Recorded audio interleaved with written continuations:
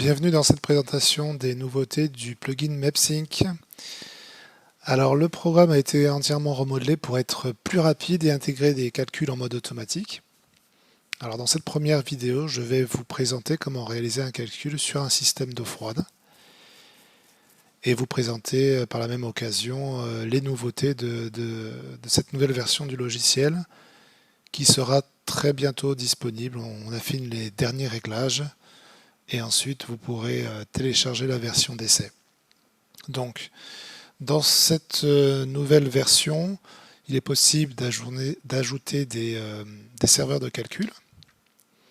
Donc, à l'aide de ce bouton, on va sélectionner les normes de calcul que l'on souhaite ajouter au projet. Et ensuite, vous pouvez sélectionner dans les paramètres de génie climatique la norme de calcul pour les systèmes d'eau froide et d'eau chaude sanitaire.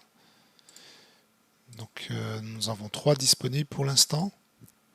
On va sélectionner voilà, les 3. La norme française. Suivez les instructions dans le descriptif de la norme. Cliquez sur OK. Et la norme de calcul est ajoutée. Donc les débits conformes au DTU. Alors là, ça ne s'affiche pas.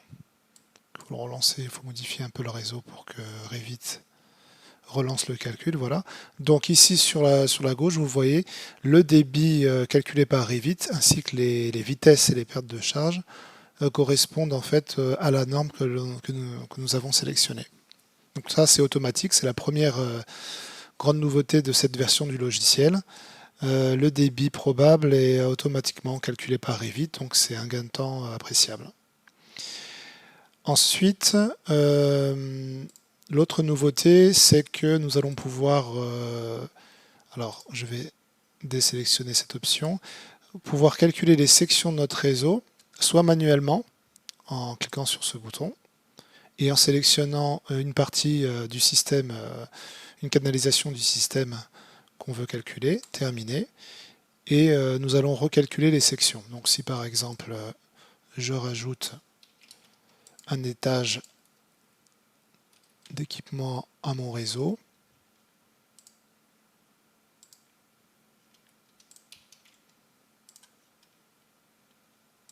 voilà.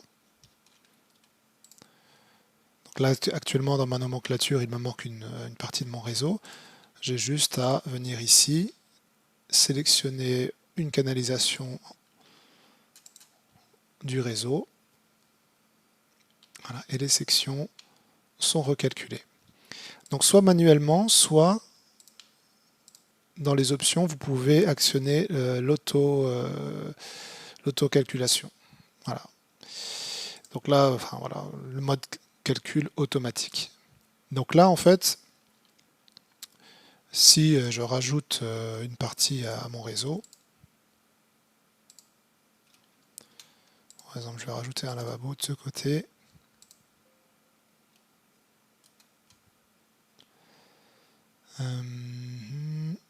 Connecté aux froides sanitaires.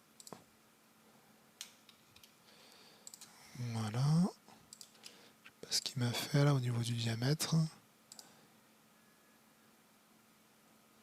Bon, c'est pas grave. Je vais le remettre en 15. Donc là, en fait, voilà, c'est automatiquement la section a été calculée pour la partie du réseau que j'ai ajoutée. Donc ici, vous voyez, j'ai le numéro de section. Et également, le débit est calculé par Revit. Donc là, ensuite, on peut utiliser l'outil Revit pour calculer le diamètre. Hein, voilà, selon, par exemple, si je veux recalculer le diamètre ici de mon réseau, analyse, dimensionnement, je choisis ma vitesse et Revit calcule le diamètre. Voilà. L'autre nouveauté, c'est que nous avons intégré des calculs automatiques par type de système. Cela évite en fait de faire ce que nous faisions précédemment, c'est-à-dire de créer nous-mêmes un calcul à partir de fonctions qu'on peut insérer dans les nomenclatures WebSync.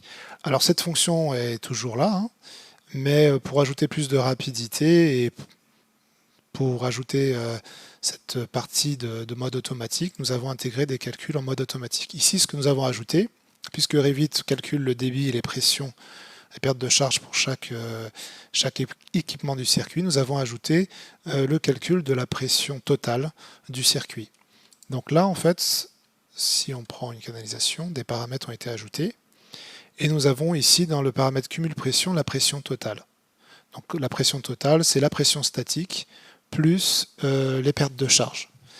Et ici, au bout du réseau, nous avons la pression minimum nécessaire pour satisfaire la pression aux équipements de notre système d'eau froide. Donc par exemple ici, le calcul qui est fait en mode automatique a calculé 0,68 bar minimum à l'alimentation pour avoir la pression nécessaire au niveau de nos équipements. Si je choisis par exemple ce WC et que je choisis une pression supérieure, par exemple 150 kPa, automatiquement, en mode automatique bien sûr, la pression nécessaire minimale au début de mon circuit est recalculée. J'ai besoin d'1,62 bar, 162 kPa. Une fois qu'on a calculé notre pression minimum du circuit, on peut venir ici sélectionner le système et choisir une pression au début de notre circuit. Donc là par exemple on va choisir 3 bars, 300 kPa. Donc là on va appliquer cette nouvelle pression d'alimentation sur le circuit et voir par exemple au niveau de nos équipements la pression que nous avons réelle au niveau de nos équipements, 289 kPa. Donc voilà, ça nous permet de rapidement calculer les pressions nécessaires à notre circuit en tenant compte de la hauteur statique évidemment. On va pouvoir également, une dernière nouveauté, insérer par exemple une famille de régulation de pression. Alors c'est valable pour, c'est pas une famille spécifique, vous pouvez utiliser n'importe quelle famille. Il vous suffit d'ajouter un paramètre de famille de pression nommé réglage pression. Donc là on va essayer de le retrouver dans le détendeur, dans le voilà ici. Donc ici on voit qu'au niveau du détendeur on a 294 kPa, 2,95 bars. Donc en ajoutant ce paramètre, vous allez pouvoir régler la pression à partir du détendeur, simuler en fait la détente de pression. Vous appliquez la nouvelle pression que vous saisissez la nouvelle pression que vous voulez appliquer, 150 par exemple. Et donc là en fait on voit ici que la pression a été simulée. Donc à partir du détendeur, nous n'avons plus que 150 kPa. Et ça nous permet de voir par exemple qu'ici au niveau de ce WC, la pression réelle est de 149. Voilà. Quels sont les avantages de cette nouvelle version? Eh bien en fait c'est déjà beaucoup plus rapide, c'est même quasi instantané. L'autre avantage c'est qu'on va pouvoir utiliser vraiment les fonctions natives de Revit. Pour vous montrer un exemple, ici on a utilisé donc pour les débits des appareils les paramètres Revit, ici.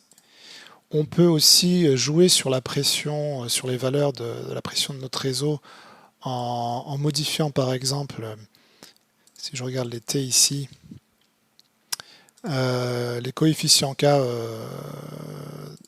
en utilisant, les coefficients K ou de zeta, en utilisant en fait les options de Revit. Donc par exemple ici pour les T, je vais choisir un coefficient K personnalisé. Je vais prendre 7 par exemple. Je clique sur OK. Et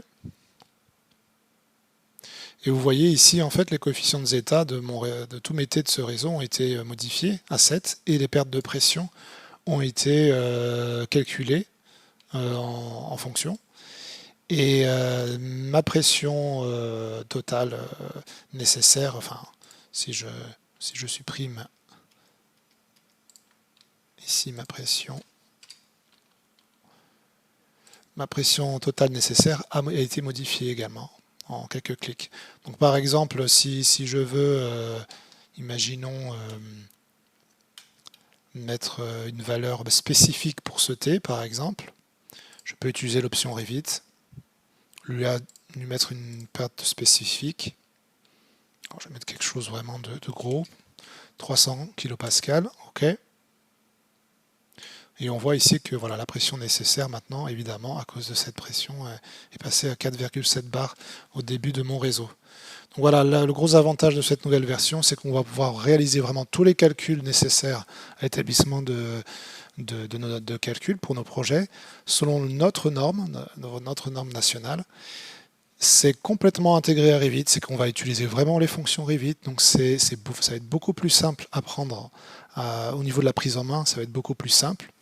On va éviter ainsi de compliquer les calculs. Voilà, c'était une courte présentation du calcul de système d'eau froide sanitaire. Bientôt, je vous fais une autre vidéo pour vous présenter le calcul de système de bouclage d'eau chaude sanitaire qui a été également ajouté à cette nouvelle version et ce sera l'objet d'une prochaine vidéo. Voilà, merci d'avoir écouté, à bientôt, au revoir.